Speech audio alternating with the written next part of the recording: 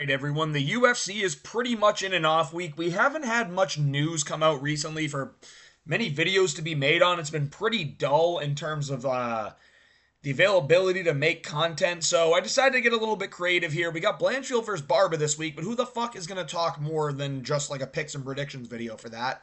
Terrible card that has completely fallen apart. Maybe we can do a whole video about how the UFC's fallen apart and the card quality lately, but let's do something a little more positive. We're going to talk about trilogies that will happen in the UFC. I'm excited for this one, and this was sprung upon me as an idea because of what I saw on the card next weekend. And I told you all a long time ago, dude, I think this fight is destined for a trilogy. I don't know why. Just have a weird ass feeling. Like, since it was booked the first time, I just had one of these feelings, man. Now, I didn't predict Merab to win. I predicted Sean to win. I just predicted Merab to get back to the title, maybe win that time, and then they do a trilogy. But this makes even more sense for a trilogy if O'Malley wins this weekend, because what you're going to see is a fan uproar because Merab has incurred a large group of fans recently due to his entertaining fight with Umar, his antics on social media, and just the fact that, like, he's a name that everyone's talking about now, given how dominant he is, arguably the bantamweight GOAT. So when you look at a fight between Merab and O'Malley, I actually think Merab and O'Malley is going to be a lot closer than the odds are this time. I'm picking O'Malley to win. I'm telling you that right now. I think he's a lot more dialed in this next fight. I think that he's a lot less injured in this next fight. And I get Merab was hurt in the fight before, too. He had the cut above his eye. But O'Malley almost beat him. Like, he beat him in rounds 3 and 5. Round 1 was a lot closer than people give credit for. So I think O'Malley can take 3 rounds off of Merab. I do. And I actually think he can find the shot to put him out. So I actually think O'Malley's going to win this fight next weekend. And he is going to get a title shot against Merab. And then Merab is going to end up getting the trilogy. It's going to be one of those ones where everyone's going to say, dude, they did Merab so dirty. There's no way he gets the trilogy. Rah, rah, rah. I disagree. I actually disagree. I think the UFC is going to see, damn, dude, like, people actually kind of want to see a trilogy of Merab and O'Malley. The second fight was a little more entertaining. Merab's got a little bit of a fan base. You got Piotr Jan versus Marcus McGee. Like, we could do, because we might see Piotr Jan versus O'Malley as a rematch for the title.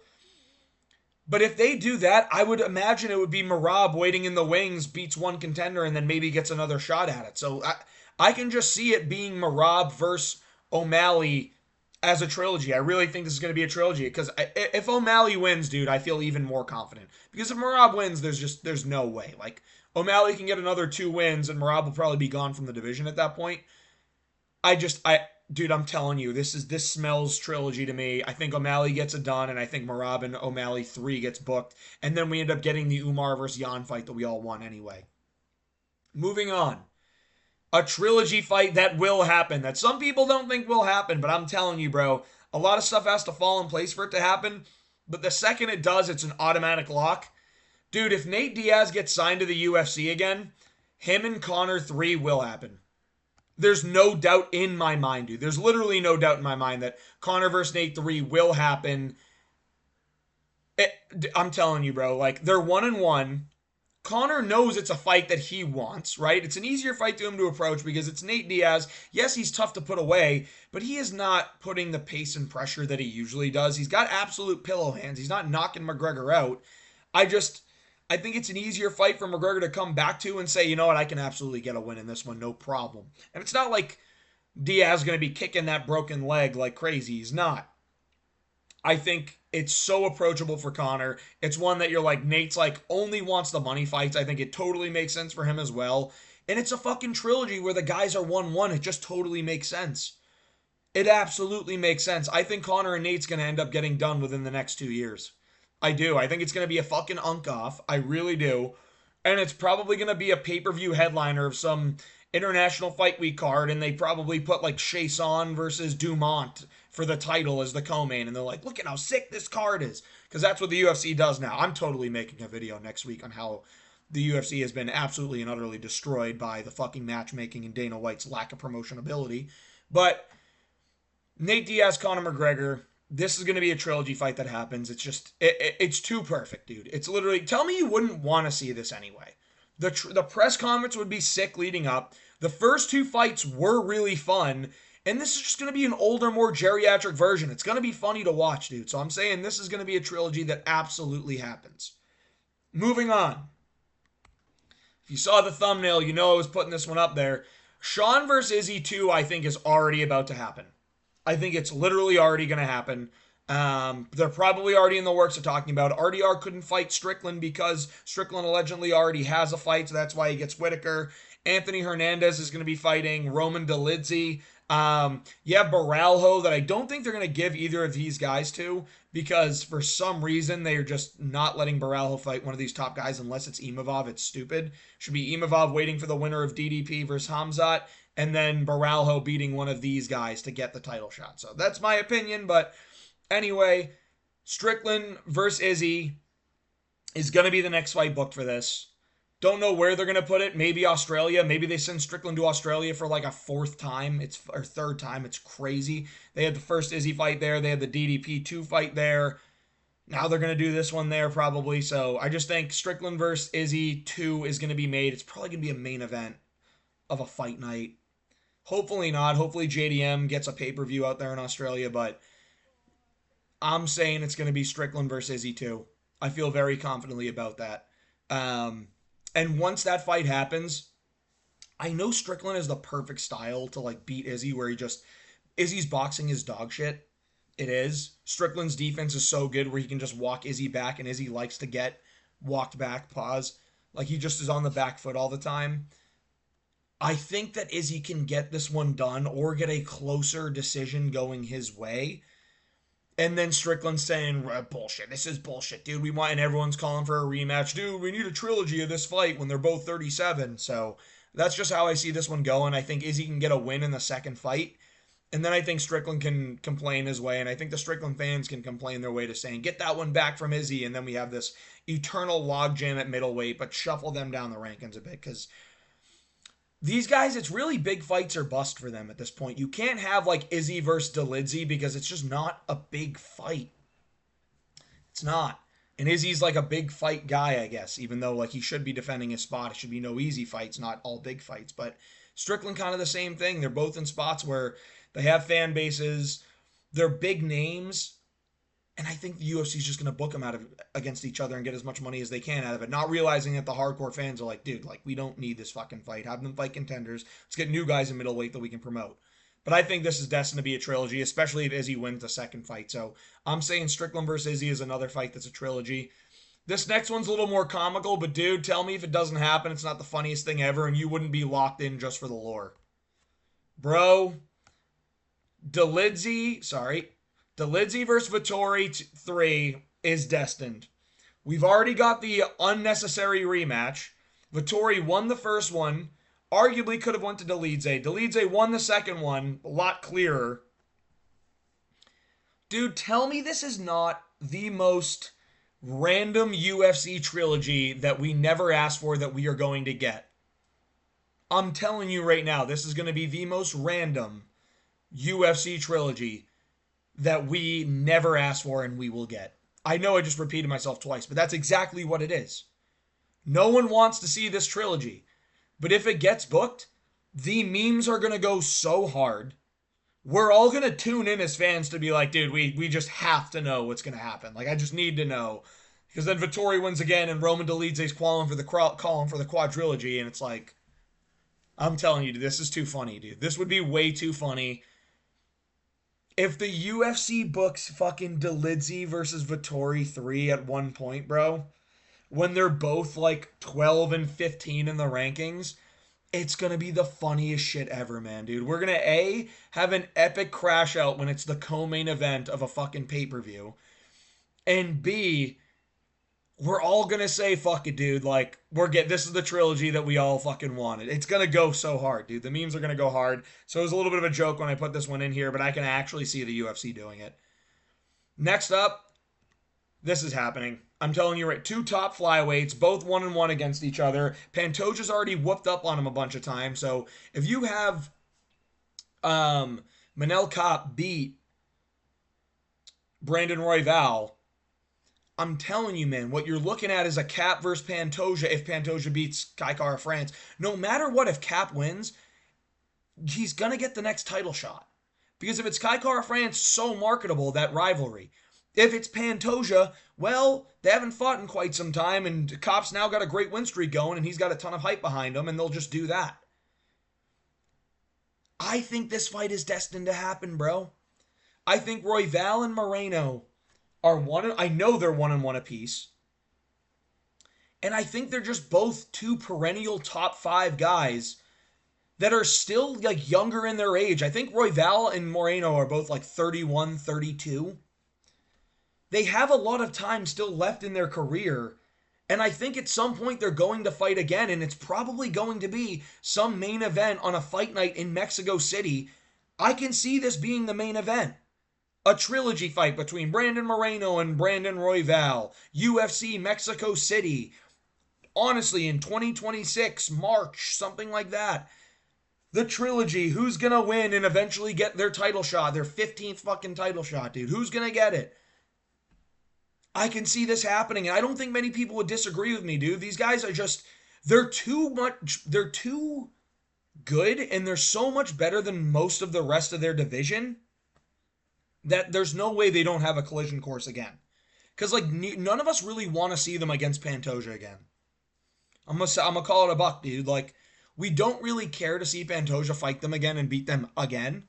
So, I just think if one of them beats each other, then it's like, all right, dude, you know what? Like, they have actually coming off 3 wins in a row now against all top 5 opponents. Like, now they get, this is the part where it's like, I guess we don't want to see the Pantoja fight again, but it's actually deserved. So let's just see how it goes this 5th time around.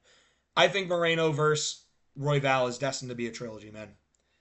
Moving on. This one, even though one of the fighters is 0-2, hear me out, bro. Both fights were bangers. Covington versus Usman 1 was a fucking banger. Maybe a little of an early stoppage, maybe not. I understand both arguments. But it was a fucking banger, and it was bad blood, and it was 2-2 going into 5, and they were going to fucking war with each other in round 5, and it was close. The second fight, again for a title. Dude, you can make a very serious argument that Colby Covington won that fight. Colby makes that argument all the time. And the thing is, it's not like where people are like, dude, I don't want to fucking fight Colby again. Fuck him, dude. He's such a dickhead on the mic. He's going to fucking be a dick at the press conference. There's so much to deal with. Usman's done it twice, and they're semi-cordial. Like, Colby's not very cordial with a lot of people at welterweight. He was with Buckley after, 100%. He's not very, he is cordial with Kamaru Usman. Like, they have a mutual understanding of, like, bro, like, I'm sorry. Like, I got to sell the fight. I know you're fucking mad at me. I know you hate me. I'm trying to sell the fight, bro. It's all out of love, blah, blah, blah, blah, blah. And they had that moment at the end of the second fight where it was, like, very wholesome. Even Dan Miragliotta was like, all right, you two lovebirds. Like, it's just, and dude, it goes, like, this is a great fight. I expect Usman's going to lose to Buckley. If he doesn't, then we're in different kinds of conversations of their careers here. But I expect Usman to lose to Buckley. And I think that it sets up for another matchup there, dude. I really do. I think it does. I think this can be a 3-round feature fight on a stacked pay-per-view in Abu Dhabi at 308. I think, actually, Usman's going to take a lot more damage than being able to fight at Abu Dhabi, not at 308, whenever that happens in October at the end. But dude, I'm telling you, it's going to happen, man. And I can see this being a double retirement fight, bro. They're both going to fight each other as a trilogy and both retire at the end. Like, I can absolutely see it happening. I think Colby versus Usman's a great fight to make again. Not only that, it's fun for the fans. And you can make an argument that it's still going to be fucking competitive, dude. It's still going to be very competitive. Both are tremendous wrestlers. They'll stand on the feet again and they'll strike. Usman will use his power and his jab. Colby will try and use volume and speed. That's how it's going to go. So I think Usman versus Colby 3 is a fucking destined trilogy fight.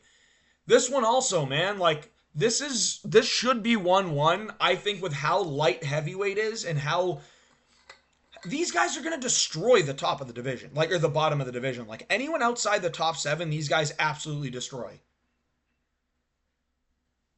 Gane will beat everyone in the top 5, maybe outside of, like, the Volkov Almeida. He'll beat everyone outside the top 5 for sure. Volkov has already beaten everyone outside the top 5 and will continue to do it. I really don't even think it's close that these guys are not far and away better than most of the rest of the division. The only other guys that you can say in the division that stand a fucking chance are Blades, Pavlovich, Almeida, Aspinall, and Jones. But, like, is he really still fucking in the division? Is he even fucking fighting? Like, come on. Again, here we go with the John Jones shit. I'm not going into it. I just think when you look at this division, it's so light in its skill and its talent and the ability to, like, come up and get a title shot. I just think they're going to have a lot of these rematches at the top of the division. And I think because Volkov and Gane 2 was such a like a blatant robbery, a clear win for Volkov, it wasn't even close. It was crystal clear that Volkov won, and Adelaide Bird, for the first time in 30 years, got fucking wet by seeing Cyril Gane's body, and they decided to give it to fucking Cyril Gane. It was stupid. It was a blatant robbery. It should have been Volkov. And that gives the UFC more leverage to push the fucking Jones fight. But instead, they knew what they wanted. They give it a Gane because it's Gane versus Aspinall have not fought each other yet. It's an England marketable matchup. And they were just going to always fucking have it be that way. So I say Volkov versus Gane is destined to happen. Gane won the first one, little bit in each round, but won like a 49-46, 50-45. But it wasn't like dominant. You know what I mean? It was Izzy Vittori-esque, where it was like he just got enough strikes in over Volkov over the 5 rounds where every round was kind of close, but Gane did win every round. The second fight, obviously we know Volkov should have won 2-1 very clearly, and he didn't. This means trilogy to me. Moving on to the second, I believe this is the second to last one. Yes, second to last one. Ladies fight. Dude, tell me you can't just see a fluke win for Jandiroba by submission in like round 2 out of nowhere. Everyone's like, oh my god, Zhang Weili lost. Oh my goodness. Zhang Weili goes, nah, I want to run that one back because, like, who else are they going to put in that fight? You know Zhang Weili is the only one that deserves to be fighting for titles. They put Zhang Weili in the rematch. She batters Virna Jandiroba. Absolutely batters Virna Jandiroba. And then they have a trilogy fight because they're both 1-1, and it's the only thing that's going to, like, have any interest in the flyweight, in the strawweight division of the UFC. So I just think this one, again, out of sheer interest, out of the... dude, Virna Jandiroba gets a fluke, they're going to do Weili versus Jandiroba too, and then I expect Zhang Weili to get that win, and then they'll just do a trilogy to make sure they have fights to make it flyweight. Because, like, what are you going to give Dern a title shot when she probably is going to lose her next fight? You give... Yan Xiaonan another title shot when she's lost to both of these women. Both of them in her 2 of her more recent fights. Tabitha Ricci can't get a win in the top 5. Lupi Godinez, again, got robbed a little bit against her. Not robbed, it was a close fight, lost to Dern. I think she won, but I just don't think there's other interest in the division, really. You're going to give Lemos another one? She's 30-7. Like, come on. Suarez, like, she looked awful. So I say this is going to be a trilogy. And lastly, a little bit of a hardcore take here, bro. You know when I say hardcore take, Kevin Vallejos is going to be in the video, dude. Every fucking miscellaneous video I find myself in, I just look at Ilia Topuria 2.0 and I'm like, how can we work him into the video? They have already fought once, so that makes this a little bit easier. But I expect at some point Jean Silva to become UFC champion. He's like 28 years old. Already ranked like number 8. He needs one more top 5 win and they'll probably just give him a title shot. And it would make sense. Like, he's just one of those dudes that, like, he has the aura of invincibility, man. He does, and he can just walk his way into the cage, outclass everybody, game plan better than literally everybody, and make great mid-fight reads to get himself a finish every single time. And when you do that, you get the favorability from the UFC. He has a ton of fans on his side. He has all the hype. This guy can be a fucking star. And he's got the fucking... Dude, he has got it all. He's got the... He's an aura merchant with autism. And he emotes in the cage. That's everything you need to become a UFC champion. 1,000%. Like, I think he... Like, do I think Volk's an overall better fighter? Yes. I think Gene Silva fucking chins him, though. I think Gene Silva versus Diego Lopez would make for one of the best fights in UFC fucking history, by the way. But I think Gene Silva chins Volk. I think Volk is a more talented, skilled fighter, but Volk at this point in his career is not going to be able to dodge what Gene Silva has to throw at him. He's going to pull his head back. Gene Silva's going to read it, and he's going to land a big overhand that knocks out Volk. Then you have Kevin Vallejos, the only one to not get finished by Gene Silva in a UFC octagon. They're in the small octagon too. They're in the Apex for the Contender Series. And Kevin Vallejos took a round off of Gene Silva. Gene Silva won 29-28. And Kevin Vallejos looked so good in the boxing in that fight and has continued to look so good in the boxing. He is Ilia Topuria 2.0, and I will not hear anything else. I will not. I think that Gene Silva finds his way to get a title. Kevin Vallejos gets super, and Kevin Vallejos is like 22. Kevin Vallejos gets super active, gets a couple of wins, finds himself in the rankings, and starts to get that UFC treatment where, oh, dude, this guy has a very close decision over the champion who has been dominating the whole division. Let's get him up there. Let's see if we can get a rematch. And I can see if they have a rematch, Kevin Vallejos possibly winning. And if he does win, it's a trilogy, bro, and it's a very sellable trilogy.